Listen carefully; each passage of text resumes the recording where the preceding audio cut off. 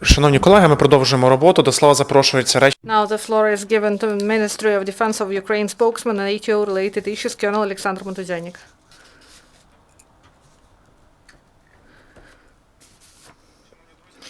Good afternoon, dear friends. Now the information about the main events that happened in the ATO zone. The Lugansk sector yesterday, Russian occupation forces opened mortar fire into Krymske, Orychove and Novozvanivka. All shellings were during the day and at night. They were all short-term. In Novozvanivka, the occupants delivered 4 provocations with the use of small arms. Near Stanitsa-Luganska and Troitska, the enemy used small arms and grenade launchers. On the whole, during the last 24 hours in the Lugansk sector, there were 13 enemy shellings, including 3 with the use of heavy weapons. The Donetsk sector, along the line of conflict, there are low and mid-intensity fire delivered by the enemy. The main aim is Avdiivka and adjacent regions. Here, Russian occupation forces several times delivered disturbing fire with the use of small arms. Then, in the afternoon, they started shelling with the use of mortars of different caliber. The heaviest shelling lasted for 5 hours.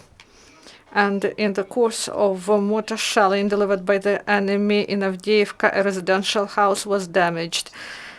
And the owner of the house, 82-year-old woman, not hurt.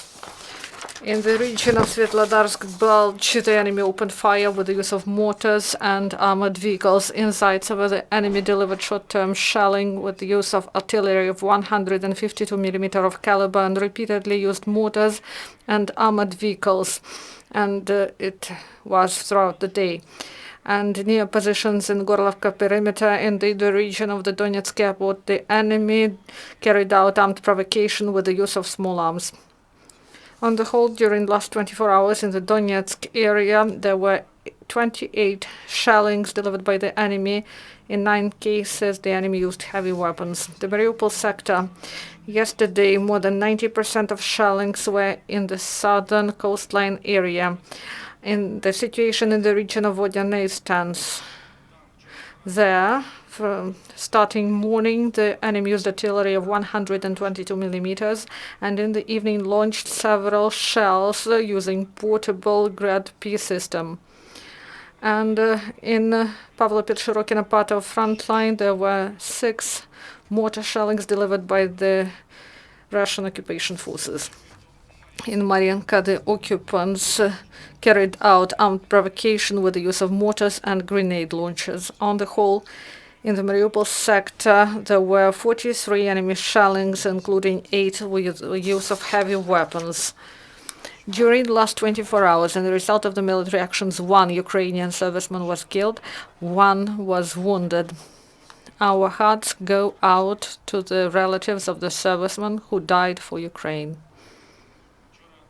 Yesterday, servicemen of National Guard detained in the ATO zone several people who are suspected of committing heavy crimes. These are killings, participation in the militant activity, and the storage of drugs.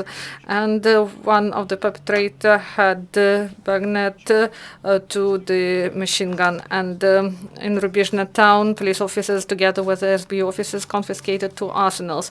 These are RPG-22 grenade launcher, 5 grenades of different systems, and more than 150 cartridges of different caliber.